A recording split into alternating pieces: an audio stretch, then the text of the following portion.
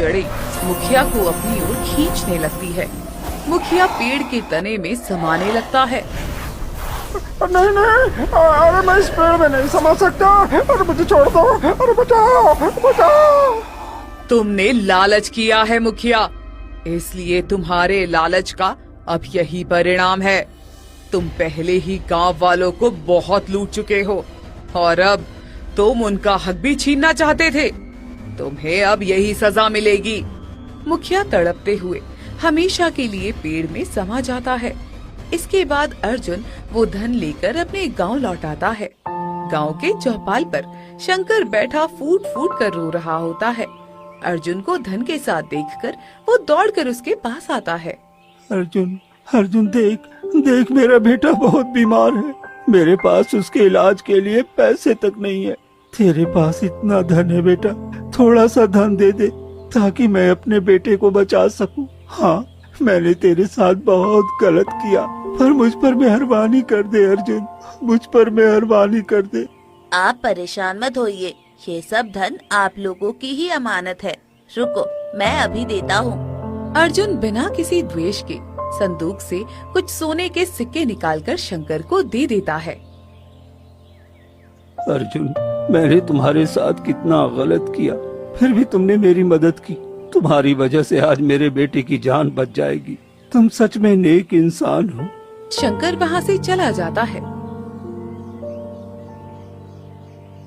इसी तरह अर्जुन पूरे गांव के जरूरतमंद लोगों को इकट्ठा करता है और वो सारा धन उनमें बांट देता है। सेठ अपनी खिड़की से जब ये सब देख रहा होता है तो वो हैरान होकर अर्जुन के पास आता है। अरे ये मैं क्या देख रहा हूँ? अर्जुन, तुम्हारे पास इतना सारा धन कहाँ से आया और तू ये क्या कर रहा है? अर्जुन सेठ को उस रहस्यमयी पेड़ और अपनी माँ के त्याग की सारी बात विस्तार से बता देता है। क्या तेरे पास मौका था कि तू ये सारा धन रखकर रातों रात अमीर बन सकता था? तो इन पैसों से मुझसे भी बड़ा आदमी बन जाता। फिर तूने ये सारा धन इन फालतू गरीबों में क्यों बांट दिया? देखिए सेठ जी, ये धन मेरा नहीं है, ये उन गरीब दुखियों का हक था। मैं अपनी मेहनत से अपना जीवन कैसे भी बिता लूंगा, लेकिन इसके लिए मैं किसी गरीब का हक मारकर अमीर नहीं बनना चाहता। किसी की बद्दुआ लेकर मैं सुखी नहीं रह सकता। तभी मुखिया की पत्नी रुक्मणी रोती हुई अर्जुन के पास आती है।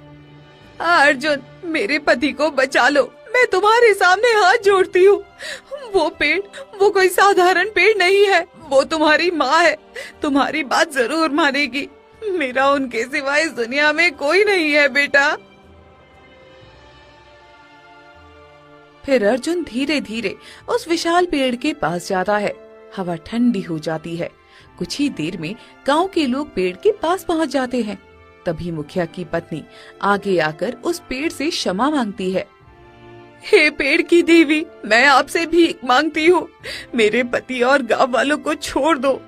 माँ, आप इन्हें कैसे आजाद कर दो, गाँव वाले अब समझ गए हैं। जिस दिन मुझे सहारे की जरूरत थी, उस दिन इस गांव ने मुझे अकेला छोड़ दिया। मैं पुकारती रही, चिल्लाती रही, पर किसी ने मुड़कर नहीं देखा। माँ, आप अगर सच में मेरी माँ हो तो मेरी एक बात मान लीजिए ना, इन सबको छोड़ दीजिए। गलती इंसान से ही तो होती है, लेकिन माफी सिर्फ माँ ही तो दे सकती है ना माँ। पूरा जंगल जैसे अर्जुन की बात सुन रहा हो। कुछ पल के लिए सब कुछ शांत हो जाता है, न हवा न आवाज। अर्जुन, तेरे शब्दों में सच्चाई है, तेरे दिल में वो करुणा है जो इस गांव में कभी थी। ठीक है, मैं इन्हें एक आखिरी मौका देती हूँ। अचानक तेज रोशनी होती है और कुछ ही देर में मुखिया और बाकी लोग पेड़ के अंदर से बाहर आ जाते हैं। सबके चेहरों पर डर और पछतावा साफ दिखता है। अर्जुन, तुमने हमें नया जीवन दिया है, हमने गलती की, अब हम कभी किसी को अकेला नहीं छोड़ेंगे। आज हमें समझ आया कि किसी का दर्द अनदेखा करना सबसे बड़ा पाप है। पेड़ धीरे धीरे शांत होने लगता है, जैसे उसका दर्द अब खत्म हो गया हो। अर्जुन, आज तूने मेरा दिल हल्का कर दिया, पर याद रखना, प्रकृति भी माँ होती है। और फिर आवाज हमेशा के लिए शांत हो जाती है। अर्जुन पेड़ को देखता रहता है। आज उसने अपनी माँ को पाया भी और खोया भी।